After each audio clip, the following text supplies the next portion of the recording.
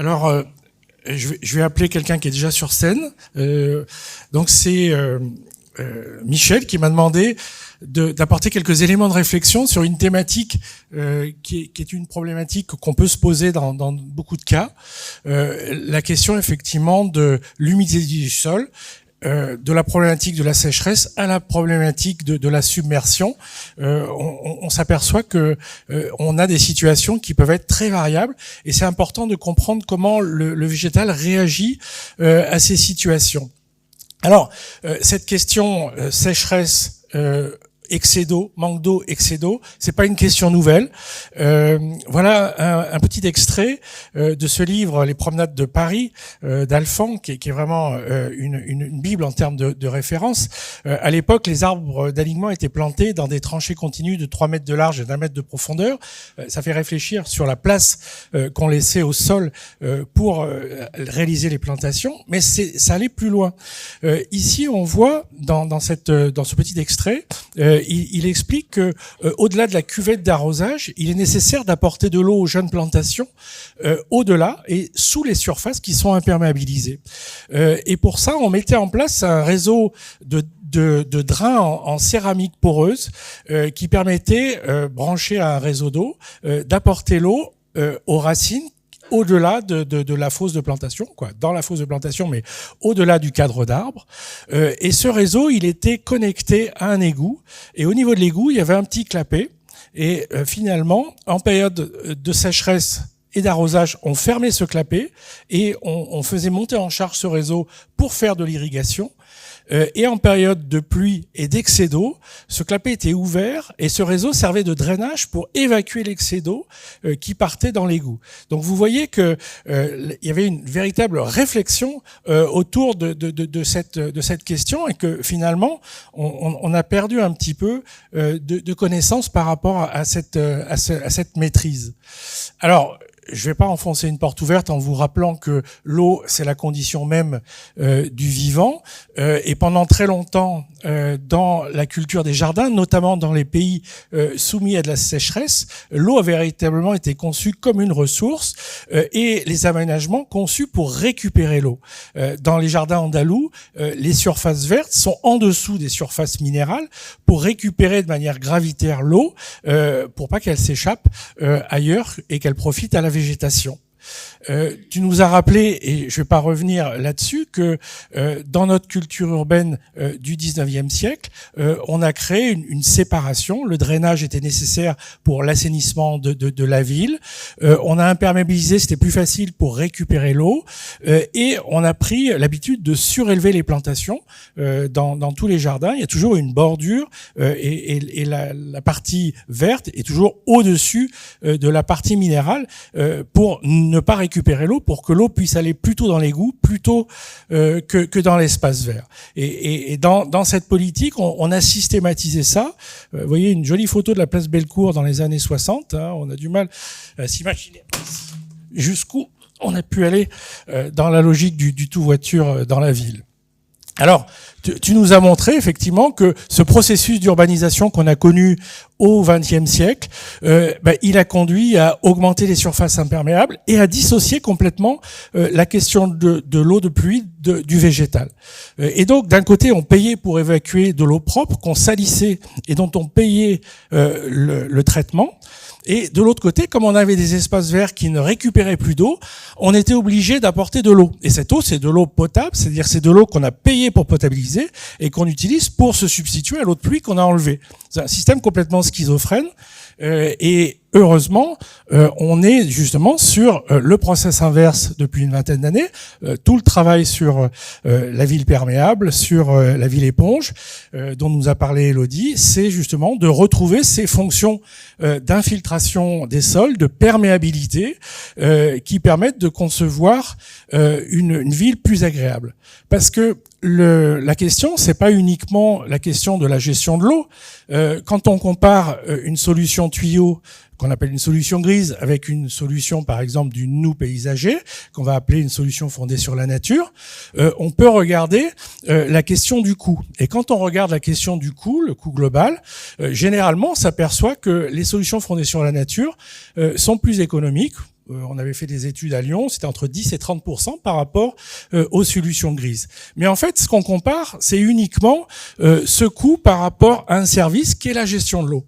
Ce qu'on prend pas suffisamment en compte, c'est le fait que finalement Manou, elle va faire le job sur la gestion de l'eau, mais elle va avoir aussi un rôle sur le climat, puisque cette végétation va faire de l'évapotranspiration, elle va faire de l'ombrage, ça va avoir un impact sur la santé, le fait d'avoir cette perception visuelle, cette amélioration de la qualité de l'air, ça va avoir un rôle aussi sur l'image et l'attractivité de mon territoire, ça va avoir un rôle sur la biodiversité.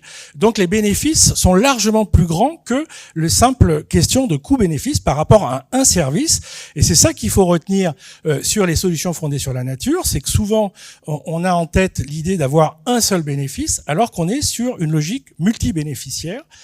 Et ça, c'est un avantage très important de ces solutions. Alors, si on travaille, alors un petit clin d'œil pour les Nantais, si on travaille sur la désimperméabilisation et la végétalisation, il faut de nouveaux indicateurs. Ces indicateurs, ça va être plutôt des gradients ou des ratios qu'on peut, alors c'est un peu petit, il y a 3 ratios qu'il faut, à mon sens, utiliser parce qu'ils sont complémentaires. Le premier, c'est le rapport entre les sols végétales et les sols minéraux, la part du végétal au sol par rapport au minéral. Le deuxième qui est différent, c'est la part du perméable par rapport à l'imperméable. Il y a des matériaux minéraux, des bétons drainants, des enrobés drainants, qui ont beau être minéraux, sont quand même perméables. Et puis des tramways où l'herbe est posée sur 70 cm de béton sont des solutions vertes, mais qui sont pas perméables. Donc c'est 2 ratios complémentaires. Et bien sûr, le troisième ratio dont on a besoin de rajouter, c'est le ratio d'ombrage, le taux de canopée.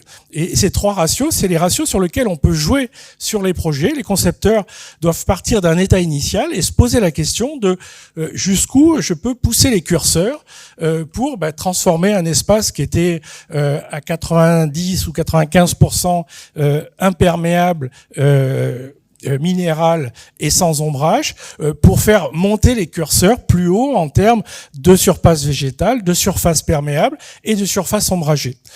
Et là, on voit que c'est à la fois une question de volonté, mais c'est aussi une question de capacité. Il y a des endroits où la multiplication des usages fait qu'on peut pas forcément pousser les curseurs aussi loin qu'on le voudrait, mais souvent on s'aperçoit que c'est aussi une question de culture et de maturité. Souvent, on a peur d'aller trop loin dans la transformation. Et moi, je vois souvent sur des projets qui ont simplement 10 ou 15 ans, on est déjà en train de faire des mesures correctives pour pousser les curseurs plus loin, parce qu'on a été trop frileux au départ pour aller plus loin. Alors, une fois qu'on a dit ça, on a parfois une position qui est une position qui est pas rationnelle mais qui est dogmatique. C'est-à-dire qu'on va dire jusqu'à présent on le faisait pas et demain il faut, et donc pour toucher des aides de l'agence de l'eau, on va désimperméabiliser, on va déconnecter, on va tout envoyer dans nos surfaces vertes sans se poser la question de leur capacité à récupérer l'eau. Et une des questions qui peut se poser, c'est les problèmes justement de l'excès d'eau dans des surfaces qu'on n'a pas forcément étudiées pour ces fonctions. Alors, ça m'amène à parler un petit peu du sol, qui va être le réceptacle pour l'infiltration de l'eau. Le sol, c'est pas uniquement de la matière, c'est aussi du vide. Et ça, on l'oublie. Le sol, un sol naturel, dans une forêt, dans une prairie, c'est pratiquement autant de matière que de vide. Il y a de la matière minérale, il y a de la matière organique, mais il y a aussi un vide qui est tant utilisé par la circulation de l'eau que par la circulation de l'air, et qui va servir au développement racinaire et puis au mouvement aussi d'un certain nombre d'organismes. Et finalement, on voit que l'eau et l'air se remplacent un petit peu en fonction des périodes. Quand il pleut, l'eau prend les vides, toute la porosité du sol, et puis elle se ressuit. Et en fait, on a 3 éléments dans la présence de l'eau dans le sol. Il y a une partie d'eau qui est liée directement aux particules d'argile et qui n'est pas accessible aux plantes. Ensuite, on a toute cette eau qu'on appelle la réserve utile, qui est important de comprendre. C'est ça qui va permettre de garder de l'eau disponible pour les plantes et pour tous les organismes qui vivent dans le sol, et qui va permettre justement de faire tenir assez longtemps. Et puis on a de l'eau gravitaire qui circule dans la macroporosité, et cette eau gravitaire, si elle stagne, elle va remplacer l'air dans le sol et elle va créer des conditions d'anoxie. Alors, on a vu tout à l'heure que on peut essayer d'évaluer la capacité d'infiltration d'un sol en regardant sa texture. On nous a parlé, on a vu ce petit tableau très théorique, parce que dans la nature, on n'a pas des sols sableux, des sols argileux, on a toujours des mélanges, et c'est pas parce que l'analyse de laboratoire me dit que mon sol a telle caractéristique qu'il a telle capacité d'infiltration. Si mon sol il a été tassé par des passages de véhicules, le vide qui était dans mon sol, il a disparu. J'avais 50% de vide, je fais passer un camion, j'ai plus que 10% de vide. C'est-à-dire 10% pour faire circuler l'eau, l'air, les racines, pour faire vivre les micro-organismes du sol. Et c'est pour ça que le tassement est quelque chose de terrible, parce qu'il va réduire cette porosité, il va réduire les possibilités de circulation de l'air, de l'eau dans le sol, et donc de développement des racines, et donc ça a un impact direct sur la capacité du végétal et du vivant à se développer. Donc le travail sur la texture, c'est important parce que ça va donner des éléments indicatifs, mais c'est pas tout. Il faut voir quelle est la structure de ce sol, notamment par rapport à cette porosité, par rapport à ce tassement. Alors, l'autre élément dont parlait Michel, c'est la question effectivement de la vie biologique du sol. Un sol, c'est pas un matériau inerte, c'est un matériau vivant, et au-delà de sa texture, sa structure, cette porosité, elle est construite par toute une série d'organismes, des champignons, des bactéries, des collemboles, des vers de terre, qui vont mélanger la matière organique et la matière minérale, qui vont décomposer la matière minérale, et qui vont créer justement, qui vont coller des particules les unes avec les autres et créer cette porosité du sol. La porosité, elle n'est pas innée, elle est construite par l'activité du vivant, par des espèces de molécules un peu collantes que fabriquent notamment les bactéries et les champignons, et qui permettent de faire ce genre d'agrégation. Et ce processus d'agrégation, il se fait en lien avec les racines. C'est au niveau de la rhizosphère.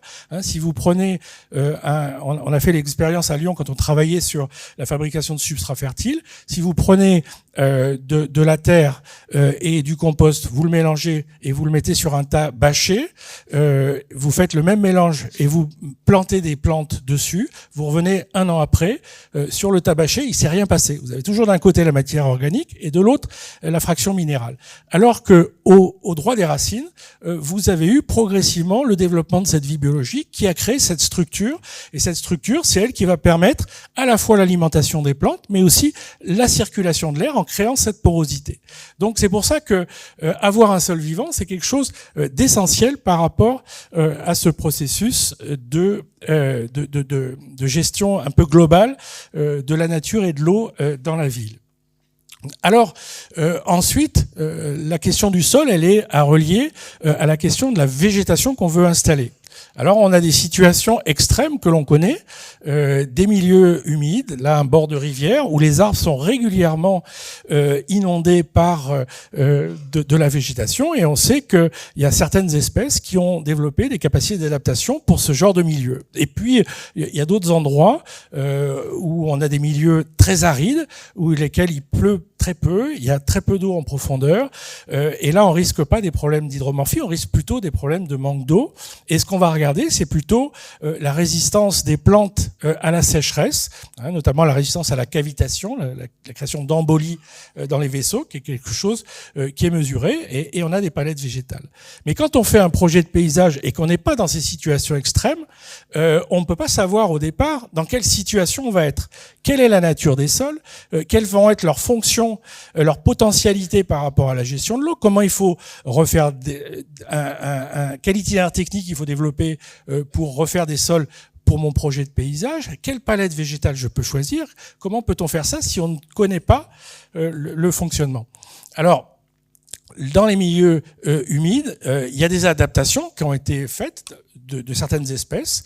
On connaît tous les cyprès chauves avec leurs pneumatophores, qui sont des adaptations morphologiques. Là, on voit un frêne dans le marais poitevin, dont le système racinaire s'est développé juste en surface du niveau des eaux pour justement être dans une partie qui reste à l'air libre. Quand l'eau est permanente et se développe trop longtemps, comme dans une tourbière ou dans certaines zones marécageuses, généralement les ligneux sont peu adaptés et disparaissent de ces milieux. Et il y a d'autres plantes herbacées qui vont plutôt occuper les lieux et être plus compétitifs que les ligneux par rapport à ces milieux.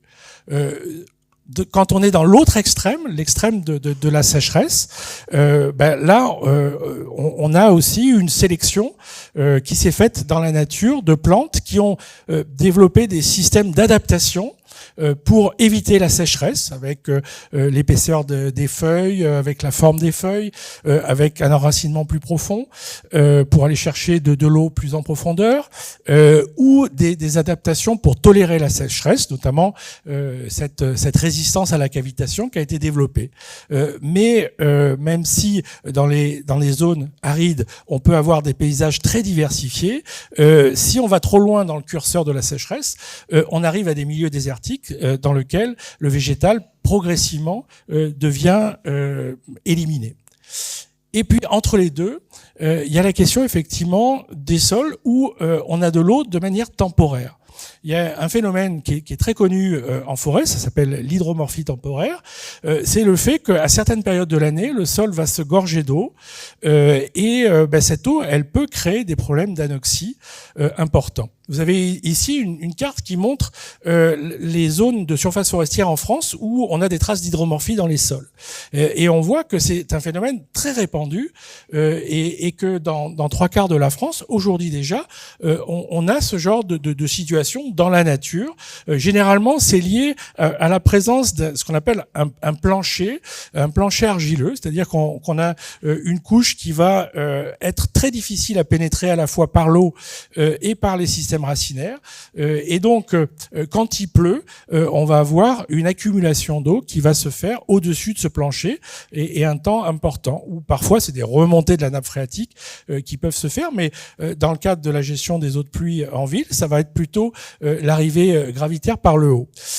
Et le système devient ennoyé, et on va voir que ça crée des mortalités au niveau du système racinaire, et du coup l'arbre ayant perdu pas mal de racines, quand l'eau finalement en été finit par s'évacuer, soit par évaporation, soit par infiltration, l'arbre a perdu une partie de son système d'alimentation et donc est soumis à un excès de sécheresse. Donc les problèmes d'hydromorphie temporaire sont des problèmes relativement compliqués parce qu'il y a à la fois un problème d'excès d'eau et un problème de manque d'eau qui est amplifié en été à cause justement de cette mortalité. Alors, les traces d'hydromorphie, c'est des choses qu'on analyse justement quand on regarde des sols. Il y a un certain nombre de marqueurs visuels qui permettent de savoir dans quel type de sol on a, quelle est la dynamique de l'eau dans le sol. Donc ça, c'est des choses qui sont importantes à étudier. Il y a eu énormément d'études en forêt sur ces questions.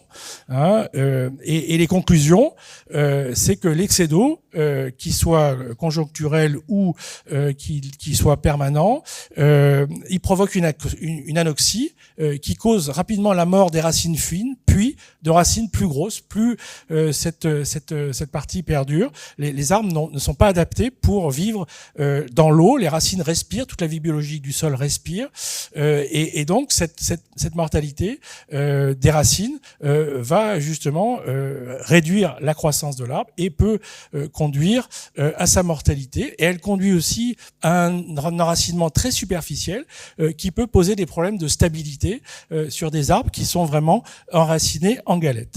Et d'ailleurs, quand on travaille sur l'enracinement des arbres, donc c'est des choses qui ont été beaucoup étudiées en forêt, on voit que donc ça c'est la répartition des racines en termes de quantité en fonction de la profondeur. Et ici, vous avez le régime entre les périodes où il n'y a pas d'eau et puis les périodes où on a de la stagnation d'eau. On voit que la majorité des racines, 80% des racines, vont se développer dans la zone où on n'a pas cet excès d'eau pour justement éviter, c'est même pas pour éviter, elle aurait bien voulu aller plus bas, mais les racines sont mortes par ces phénomènes d'anoxie. Ça, c'est des études qui ont été faites en laboratoire pour remontrer un petit peu ces phénomènes. Une période d'engorgement suivie d'une période de sécheresse. Donc, on l'a fait avec des plans pour mesurer un petit peu les résistances. Et on voit que selon les espèces, il y a des résistances plus ou moins grandes. Par exemple, ici, on compare le chêne pédonculé et le chêne sessile. Et on voit que le chêne pédonculé résiste mieux à l'engorgement. Pendant cette période-là, il va continuer à croître davantage que le chêne sessile. Par contre, pendant la période de sécheresse qui va suivre, le chêne sessile, lui, est plus compétitif parce qu'il va réussir à régénérer plus rapidement des racines que le chêne pédonculé. Donc on voit qu'il y a des variations entre les espèces. Alors si on regarde un petit peu comment ça se passe, voilà comment ça se passe un petit peu. On a l'horizon de surface qui est relativement aéré, sur lequel il y a l'essentiel de la matière organique et de la vie biologique.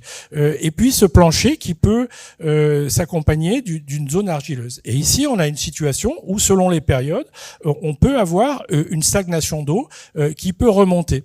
Dans la zone où l'eau reste un certain temps, on va avoir des mortalités de toutes les racines qui sont en dessous d'un certain seuil. Et ensuite, une fois que la nappe est redescendue ou que l'eau s'est infiltrée ou évaporée, les racines vont reprendre une croissance pour justement aller prospecter cet horizon profond à la recherche de l'eau pour éviter justement de mourir de sécheresse. Et là, on s'aperçoit que tous les arbres sont pas équipés de la même façon. Hein. Donc là, c'est des études en forêt, donc on n'a pas forcément la disponibilité pour toutes les espèces horticoles, mais généralement, les espèces qui, dans leur milieu, sont des espèces plutôt de ripicides ou de bord de rivière, comme par exemple le platane ou d'autres espèces, rentrent effectivement dans les espèces qui arrivent justement à régénérer facilement un système racinaire, et d'autres, comme le hêtre, le merisier ou certains érables, ne sont pas capables de percer ce plancher et donc vont rester cantonnés dans un enracinement superficiel qui va les rendre très sensibles à ces périodes de sécheresse. Alors, les solutions qui ont été données en forêt, c'est de jouer sur les niveaux en créant des fossés de drainage, en créant des plantations en surélévation sur des billons, des andins, des buttes, pour faire en sorte qu'il y ait une partie qui soit jamais immergée pour avoir un enracinement permanent et de limiter effectivement la présence trop superficielle de l'eau. Alors en ville, si on veut trouver des solutions, il faut déjà caractériser quelles sont les problématiques. Alors pour ça, on a toute une série d'outils, mais qui ne sont pas toujours mis en œuvre dans les projets urbains. Ils devraient être systématiques. On devrait systématiquement faire une analyse du sol avec des fosses pédologiques, des tarières. On a différents outils pour connaître la nature des sols, connaître la réserve utile des sols. C'est important pour le choix de la palette végétale. Connaître la perméabilité. Donc ça, c'est des éléments qui sont importants. Il y a des tests relativement simples qui peuvent être mis en place pour connaître la perméabilité des sols. Et à partir de là, on peut définir des solutions d'adaptation des projets. Si on a ce plancher imperméabilisant qui va faire qu'on a de l'eau qui risque de stagner, il faut jouer sur cette question des niveaux en travaillant sur un point bas où l'eau peut stagner, mais à une certaine distance du collet de l'arbre, pour permettre d'avoir cet enracinement permanent. Donc ça peut se faire par un travail de dépression, notamment avec les noues, mais dans ce cas-là, effectivement, si on plante l'arbre en bas de la noue, il va être en plein dans la zone inondée. Et puis quand on a un sol où l'eau est très superficielle, alors il vaut mieux faire carrément une surélévation pour créer justement cette différence de niveau. Mais si dans ce cas-là je n'ai pas du tout de sol argileux qui va bloquer la circulation de l'eau et que j'ai au contraire un sol très filtrant, j'ai intérêt à planter mes arbres en bas de la noue où eux, ils vont récupérer de l'eau. Donc vous voyez que selon la nature du sol, on va pas apporter la même solution en termes de technique. Un autre élément qui est important, c'est de se rappeler que finalement, dans la nature, l'enracinement des arbres, il se fait de manière très superficielle et pas forcément en profondeur. Et donc la fosse très profonde mais pas très large, c'est pas du tout le modèle de développement d'un arbre dans un milieu naturel. Et donc aujourd'hui, la création d'un sol, on parlait de trame brune tout à l'heure, elle doit rechercher plutôt la continuité en surface. Avec différentes techniques pour faire en sorte qu'on réponde au mieux à ce besoin de l'arbre d'être dans son modèle naturel qui rejoint le modèle qu'il a dans les milieux naturels. Alors, tu en as parlé tout à l'heure. L'autre question aussi à se poser, c'est quel est le rapport entre la surface collectée et la surface d'infiltration. Ce qu'on appelle l'impluvium, c'est la surface d'eau qu'on va envoyer dans la surface végétale qu'on sert pour l'évacuation de l'eau. Et selon la nature et le potentiel d'infiltration du sol, on va pouvoir tolérer plus ou moins d'eau. Mais si j'ai un sol très filtrant, on peut récupérer des surfaces importantes. À Lyon, souvent, des fois, on va au-delà de 10 pour 1. Mais si vous êtes dans un sol très argileux, parfois vous pourrez pas dépasser 2 pour 1, voire des fois ce sera supplémentaire. Mais si on n'a pas de connaissance du sous-sol, notamment de l'encaissant, c'est difficile. Alors c'est pour ça que dans les solutions, on a le végétal, mais on peut aussi augmenter les surfaces perméables en travaillant aussi sur les matériaux. Ici, on a l'ensemble de la surface qui est perméable, qu'elle soit végétale ou qu'elle soit minérale, et on peut, si on veut réduire la part végétale en surface, augmenter la capacité d'enracinement des végétaux en créant des sols propices au développement racinaire qui vont récupérer l'eau sous les chaussées. Donc là, il y a une véritable réflexion qui est à faire, que j'appelle une ingénierie hydropédologique. Selon les situations, si on a un sol peu perméable ou si on a un sol encaissant très perméable, on va pas forcément avoir les mêmes solutions de reconstitution de sol qui sont à générer. Ici, on va plutôt éviter la stagnation de l'eau. On va essayer de rechercher à évacuer l'eau, soit en bas, soit éventuellement par un drain. Et puis, dans des zones où on a au contraire un sol très filtrant, on va essayer plutôt d'avoir un horizon profond moins perméable pour justement garder l'eau le plus longtemps possible pour augmenter la réserve utile du sol. Et donc il faut sortir de l'idée que il faut tel mètre cube et qu'on fait la même fosse partout. Il faut vraiment adapter au sol encaissant, au type de végétation qu'on va mettre. Alors bien sûr, cette connaissance du sol et de la reconstitution qui est mise en place, elle peut s'accompagner avec justement des outils, mais ça je vais laisser Michael parler beaucoup mieux que moi de tous les outils qui peuvent permettre de suivre la présence de l'eau dans le sol. Et puis bien sûr, il faut adapter la palette végétale et notamment travailler sur l'haute écologie des essences. Quelles sont les exigences écologiques des espèces par rapport au sol? Mais pour ça, il faut avoir caractérisé le sol pour savoir quel type de milieu je vais avoir. En forêt, on appelle ça les caractéristiques stationnelles. Et c'est ça qui permet de définir le choix de palette végétale dont on va parler. Donc, pour conclure, pour moi, le travail du paysagiste du XXIe siècle, c'est un travail qui doit associer véritablement une démarche scientifique et technique qui est accrue, notamment sur cette question de l'ingénierie pédologique, comment on peut caractériser un milieu pour définir des itinéraires techniques adaptés à mon projet de paysage, comment on peut dimensionner la question de la gestion de l'eau, et puis par rapport à ces caractéristiques de milieu qu'on va créer, comment on adapte la palette végétale en travaillant sur l'haute écologie, mais en ayant une réflexion prospective, c'est-à-dire qu'on peut pas simplement prendre en compte les caractéristiques actuelles, il faut aussi se projeter sur l'évolution. On verra ça cet après-midi, je pense, avec Floriscope, comment on peut se projeter sur l'évolution climatique qui va être aussi un élément à prendre en compte, notamment pour la plantation des arbres. Voilà, j'ai terminé. Et ce qu'il faut pas oublier, c'est que ce qui compte, c'est pas uniquement le geste de création, c'est vraiment le service rendu. Et ce service, c'est 10 ans, c'est 20 ans après qui se mesure par la qualité des paysages qui ont été produits. Et si on veut ce résultat, dans le contexte de ces dérèglements climatiques, alors il faut peut-être être beaucoup plus exigeant sur justement la compréhension de ce biotope. Voilà, je vous remercie de votre attention.